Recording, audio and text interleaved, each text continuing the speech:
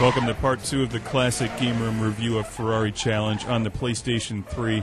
I'd like to let the visuals do most of the talking here in the first half of the review because the action in this game speaks louder than words. It is fantastic.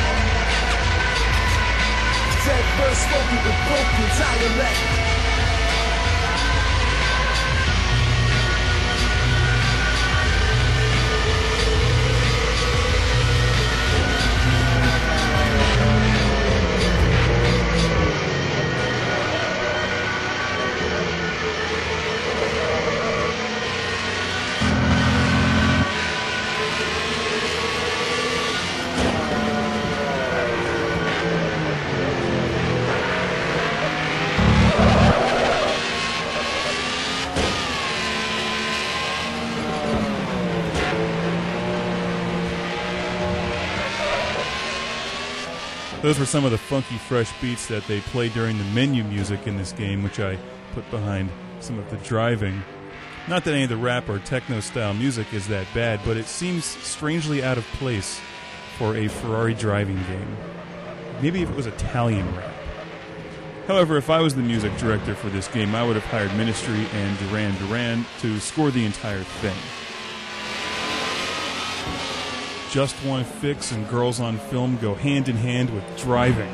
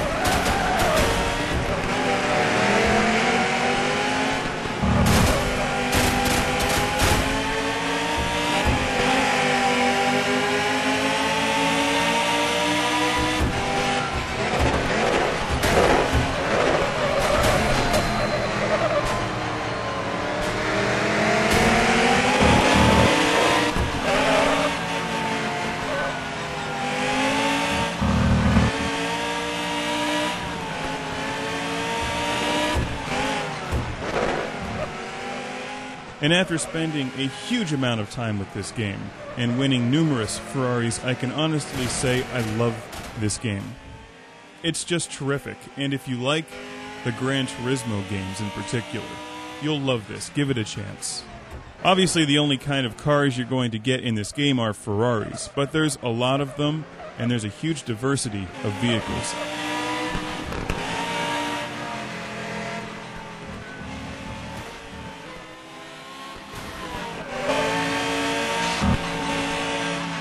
What gives the game incredible replay value is the variety of tournaments. And in some racing games, the tournaments can get boring and repetitive because the game wants you to compete in a bunch of tournaments that you don't want to compete in.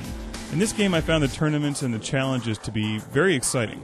There's a lengthy championship mode in the game where you have to compete in numerous races all over the place, and they're longer races, about 15 to 20 minutes each, with time trials.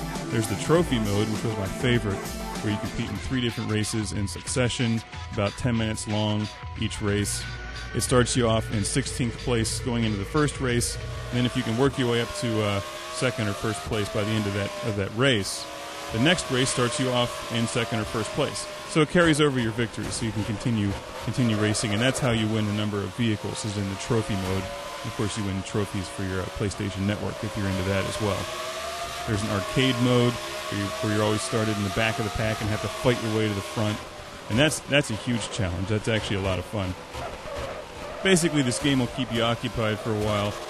If you like driving games, check this one out. This is the last Classic Game Room, being recorded in 2008. Happy New Year's, depending on what year you're actually listening to this.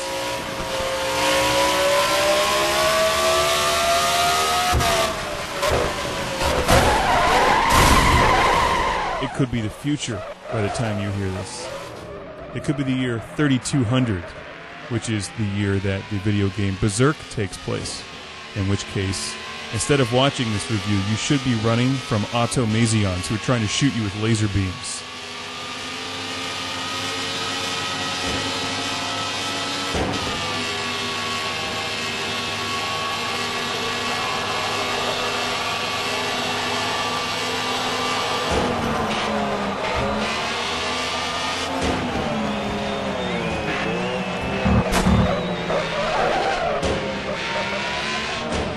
Which is assuming, of course, that we've made it past the year 2084, which is another dangerous year, because in that year you're running for your life from Robotrons.